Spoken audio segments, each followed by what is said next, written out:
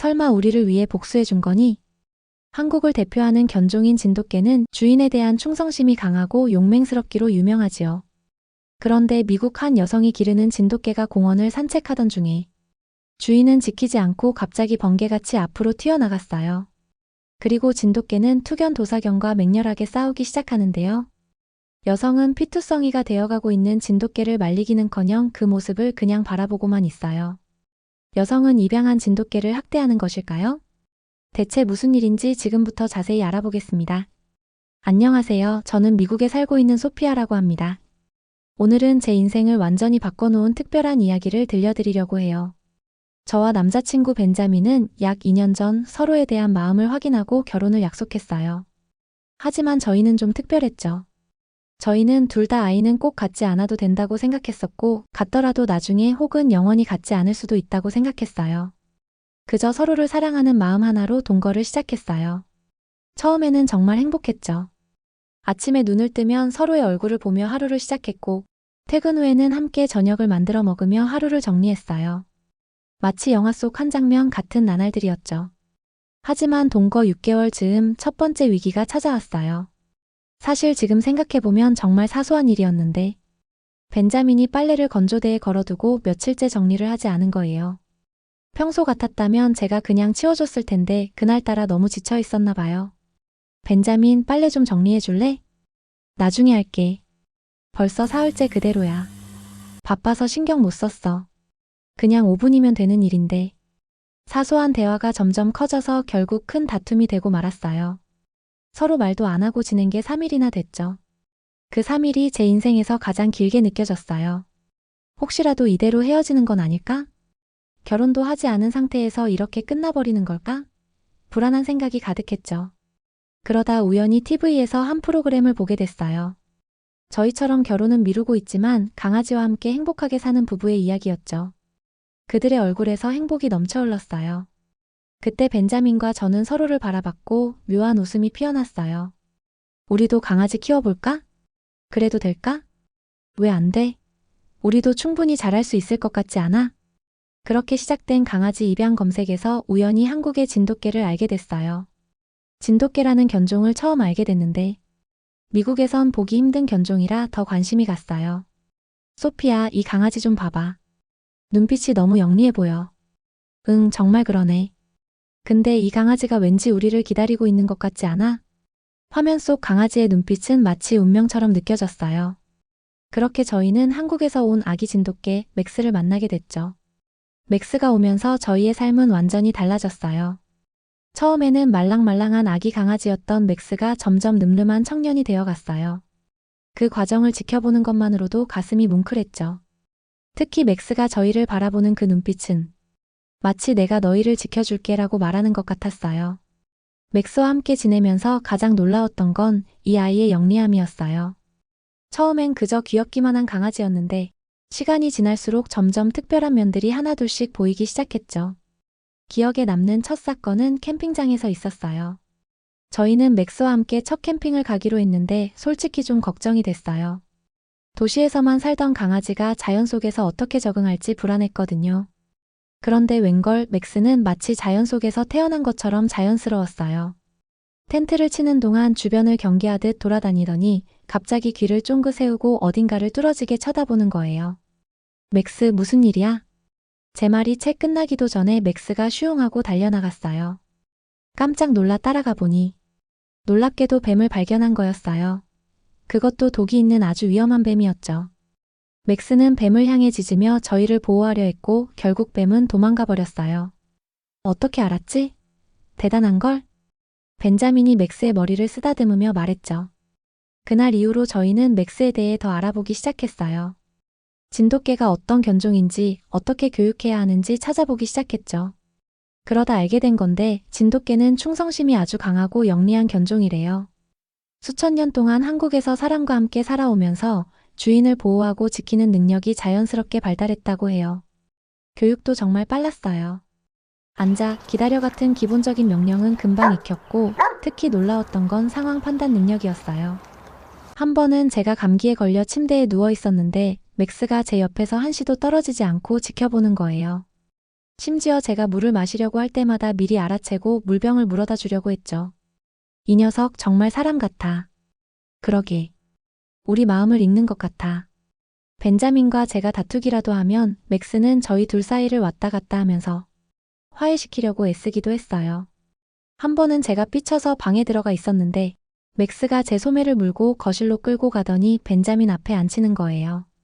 그러고는 꼬리를 흔들면서 저희를 번갈아 쳐다보는데 그 모습이 너무 귀여워서 결국 웃음이 터져버렸죠. 특히 인상 깊었던 건 맥스의 경계심이었어요. 밤에 누가 집 근처를 지나가기만 해도 창가로 가서 꼼짝도 않고 지켜보곤 했죠. 하지만 위협적이지 않은 사람들에겐 전혀 공격적이지 않았어요. 같은 동네에 사는 꼬마 카일이 특히 맥스를 좋아했는데 카일이 학교에서 돌아오는 시간만 되면 맥스는 창가에서 기다리고 있었어요. 카일이 맥스를 위해 만든 장난감을 가져올 때면 맥스는 마치 선물 받은 아이처럼 기뻐하면서도 조심스럽게 받아들곤 했죠. 그렇게 평화롭던 우리의 일상에 먹구름이 드리워지기 시작했어요. 바로 이반이라는 사람이 이사 오면서부터였죠. 이반은 체격이 크고 험상궂게 생긴 외국인이었어요. 처음엔 그저 무서워 보이는 이웃일 뿐이라고 생각했죠. 하지만 진짜 문제는 그가 데리고 온 도사견이었어요. 보통 도사견들도 크고 무서운데 이반에게는 특히나 더 덩치가 크고 무섭게 생겼었어요. 맥스보다 몸집이 1.5배는 더 커 보였죠. 저게 말이야, 좀 위험해 보이지 않아요? 걱정 말아요. 주인이 알아서 잘 통제하겠죠. 벤자민은 저를 안심시켰지만 제 불길한 예감은 틀리지 않았어요. 이반은 개를 제대로 통제하지 못했거든요. 어쩌면 일부러 그랬는지도 모르겠어요. 그 도사견과 처음 마주친 날이었어요. 저는 맥스와 함께 산책을 하고 있었는데 멀리서 이반과 그의 도사견이 보였어요. 보통은 다른 개들을 만나면 맥스가 반갑게 꼬리를 흔드는데 그날은 달랐어요. 맥스의 털이 순식간에 곤두섰고 낮은 소리로 으르렁거리기 시작했죠. 그때 이반이 저희를 발견하고는 피식 웃더니 우리 쪽으로 걸어오기 시작했어요. 도사견은 이미 흥분한 상태였고 목줄을 세게 당기면서 으르렁거렸죠. 저기요, 개가 흥분한 것 같은데 조금만 멀리 가주실래요? 제가 조심스럽게 말했지만 이반은 오히려 더 가까이 우리 쪽으로 왔어요. 그의 표정에선 마치 이런 상황을 왠지 즐기는 듯한 느낌이 났어요. 도사견은 계속해서 맥스를 향해 달려들려고 했고 맥스는 제 앞을 막아서며 방어 자세를 취했어요. 제발 개 좀 잘 통제해주세요. 이번엔 제가 좀 더 큰 소리로 말했어요. 그제서야 이반은 도사견을 뒤로 물리며 말했죠. 뭐가 문제죠? 우리 개는 그냥 인사하고 싶어 하는 것뿐인데. 하지만 그의 말과 달리 도사견의 태도는 전혀 친근함과는 거리가 멀었어요. 저는 겁에 질려 맥스를 안고 최대한 빨리 그 자리를 피했죠. 뒤에서 이반의 비웃음 소리가 들리는 것 같았어요. 그 일이 있고 나서 동네 분위기가 달라지기 시작했어요. 다른 이웃들도 이반의 도사견을 무서워하기 시작했거든요. 특히 아이들이 있는 가정들은 더더욱요. 한 번은 이반이 도사견과 함께 공원 근처를 지나가고 있었는데 마침 그 근처를 지나가던 어떤 할머니의 푸드를 보고 도사견이 갑자기 달려든 적도 있었어요. 다행히 큰 사고는 없었지만 그 할머니는 그 후로 한동안 공원에 나오지 못했다고 해요. 이런 일들이 계속되면서 동네 주민들 사이에서 불만이 커져갔어요. 하지만 이반은 아랑곳하지 않는 듯했죠. 오히려 더 자주 더 늦은 시간까지 도사견을 데리고 돌아다녔어요. 상황은 점점 더 나빠졌어요. 이반의 도사견은 마치 동네의 공포의 대상이 되어버렸죠. 특히 가장 큰 사건은 카일이라는 아이와 관련된 일이었어요. 카일은 우리 동네에서 제일 밝고 착한 아이였어요. 맥스를 특별히 좋아해서 매일 학교 다녀오는 길에 들러 인사도 하고 직접 만든 장난감도 가져다 주곤 했죠. 그런 착한 카일이 하마터면 큰일 날 뻔했어요. 그날도 평소처럼 카일이 학교를 마치고 돌아오는 길이었대요. 평소라면 맥스가 창가에서 기다리고 있을 시간이었는데 그날은 마침 저희가 산책을 나가려던 참이었어요. 귀여운 맥스야. 소피아 아줌마. 카일이 반갑게 손을 흔들며 달려왔어요. 그런데 그때였어요. 골목 모퉁이에서 이반과 도사견이 갑자기 나타난 거예요. 도사견은 카일을 노려보더니 사납게 짖기 시작했어요. 카일아, 움직이지 마. 제가 소리쳤지만 이미 늦었어요. 카일은 너무 놀라서 뒷걸음질 치다가 그만 넘어지고 말았죠. 도사견은 그 순간을 놓치지 않고 카일을 향해 달려들었어요. 이반은 마치 일부러인 것처럼 느리게 목줄을 당겼지만 다행히도 맥스가 재빨리 반응했어요. 제 손에서 빠져나가 카일 앞을 막아섰죠. 맥스의 갑작스러운 등장에 도사견은 잠시 주춤했고 그 사이 다른 이웃들이 달려와 카일을 안전하게 데려갔어요. 이반, 걔 좀 제대로 잘 관리하세요. 아이가 크게 다칠 뻔했잖아요. 동네 주민들이 강하게 항의했지만 이반의 반응은 정말 충격적이었어요. 내게는 아무런 문제가 없어요. 오히려 아이가 조심을 했어야죠.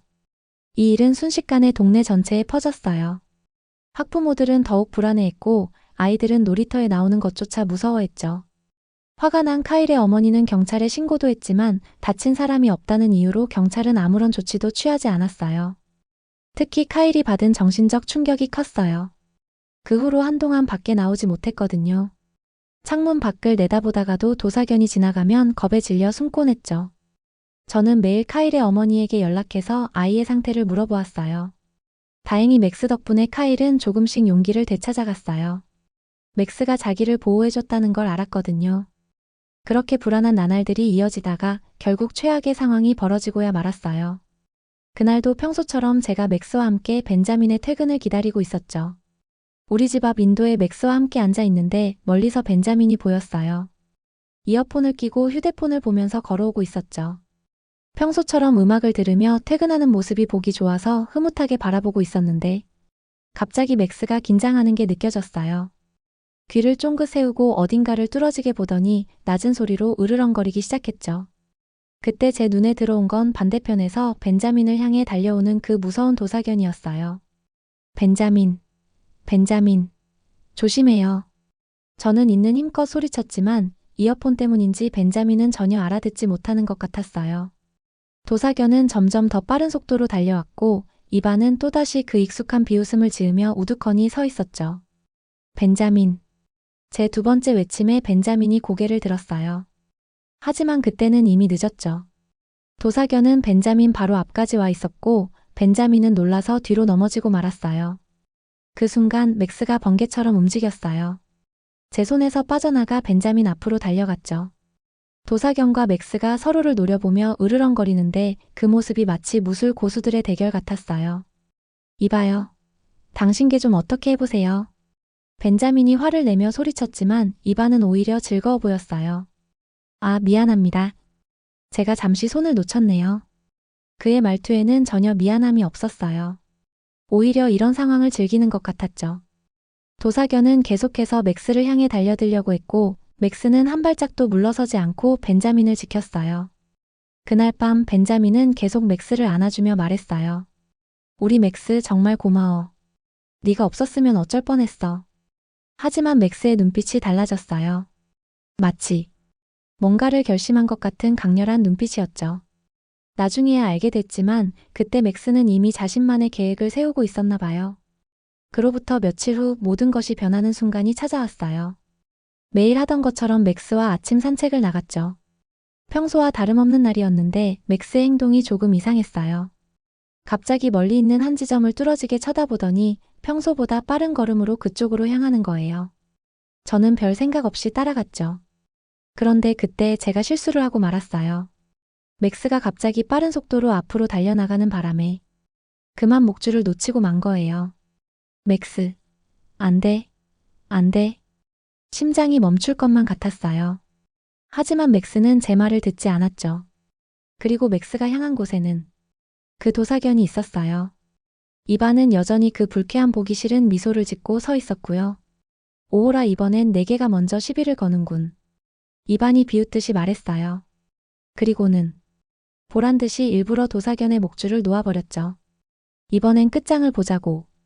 이반의 말에 저는 너무 무서웠어요. 그 도사견은 맥스보다 몸집이 훨씬 컸고 훨씬 더 사나워 보였거든요. 하지만 저와는 달리 맥스는 전혀 겁먹은 기색이 보이지 않았어요. 그리고 시작된 둘의 대결.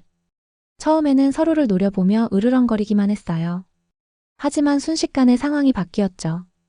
도사견이 맥스를 향해 달려들었는데 놀랍게도 맥스가 번개 같은 속도로 피하더니 오히려 도사견의 약점을 공격하기 시작했어요. 마치 오래전부터 계획했던 것처럼 맥스의 움직임은 정확하고 치밀했어요. 이게 말이 돼? 이반이 믿을 수 없다는 표정으로 중얼거렸어요. 도사견은 맥스의 빠른 움직임을 따라가지 못했고 점점 지쳐가는 게 보였어요.